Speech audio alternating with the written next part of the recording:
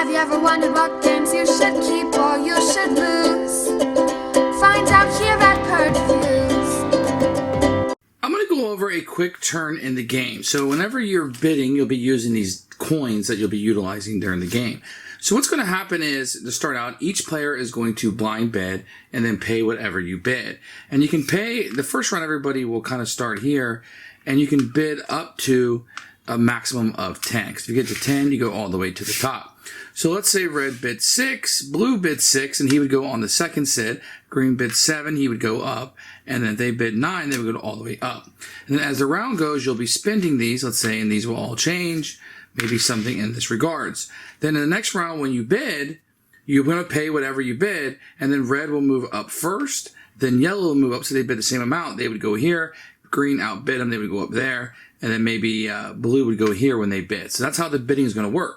Now, when you take an action, it's whoever's further up and to the more left. So green would take the first action, say it cost him 3. He would take his action, and then red would go next. Now, there is a circumstance where, let's say green bid all the way at the top, and he wanted to purchase one of these guys. He'd say he wanted to purchase the Impresario. It costs 3.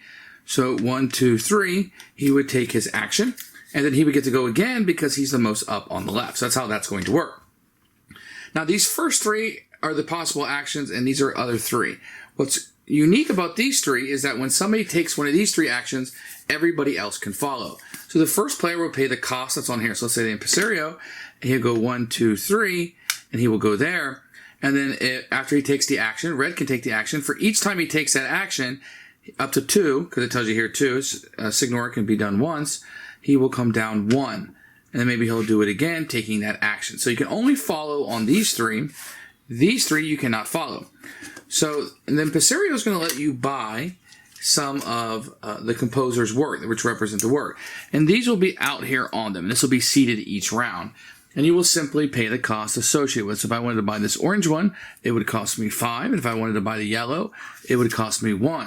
And that would go behind my screen, or I could fill them up. Only when I take the Impresario, I could put them in my buildings and rearrange everything. We'll come back to these buildings in just a second. But this is how you're going to be able to buy the operas and rearrange them in your buildings. The Architectio allows you to buy these buildings, and these will be available as you go through for the different cities on the board. Each little one you buy is worth 2 victory points and costs $2. So I was going to buy something like this, it would be $6 and 6 victory points. But you can only buy 2 tiles on a turn. And you'll be filling these up with operas as you go through the game. The Signora is going to let you sell into the Palazzo. There's only a spot for 4 of these. And once you have one there, so for example, let's say it was filled up like this with yellow and blue, I could not sell a second blue here. The Palazzo only wants 1 of each. And what you're going to get here when you sell one is you're going to get the number of victory points. So if I sold a yellow, I would get either 1 victory point or double the coins, which would be 2. If somebody was to sell the blue, I could get 6 victory points, which is the most, or 12 coins. And that's how that's going to work. This is a great source of money during the game. Now, the Maestro is going to be a little different. When you get him, you can put him on any city. And once he's on a city, he has to move somewhere. So I couldn't stay in Milano twice if somebody selected him. If nobody selects him, he would stay there. And basically what he's going to do, he's going to double the income during the income phase, which we'll get to in a second, of whatever city he's in.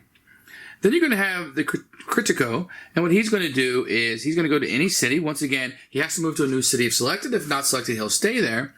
And any composer that's in that city. So let's say, for example, I have Mozart in Berlin. I can choose Berlin, and I could choose him, and he can move down to, or somebody could move up. And this will decrease their price, how many victory points they're worth, and how many dollars they could be worth. So that's how you would change the order of this. Then you have the Esperito. What he's going to do is, once again, works the same way. You got to move him to a new location. Let's say I also moved him to Berlin. Then he would score every building you have in Berlin that has composers. So in this case, let's say I had something along the lines of this, and when I'm putting these out, I can never have the same composer in the same city. Other players can, but I cannot. So I would score 4 for Mozart, 2 for Handel, and 6 for Monteverdi. So that would be 6, 7, 8, 12 points. And I would score all those. Then, whatever one is worth the most, in this case, Monteverdi, I would have to give to whoever's last place in victory points. And then everybody else who has somebody in Berlin, may score that same way. Whenever somebody chooses to not take an action when it's their turn to choose, let's say yellow, it's their turn to choose, they don't want to, they will pass. Once everybody's passed or cannot afford to take any more actions, then the round will end.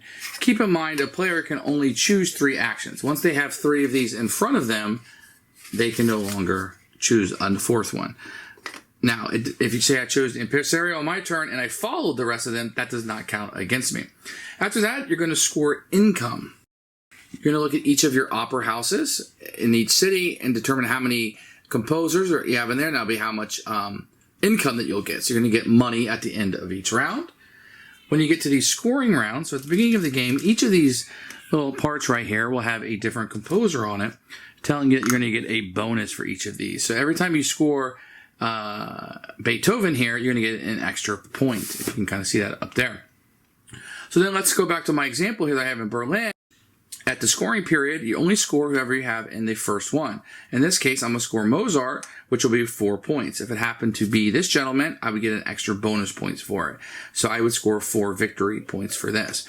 After you get through 9 rounds of doing the same thing over and over and over again, whoever has the most points is the winner of the game. And that's a quick overview of how you play opera.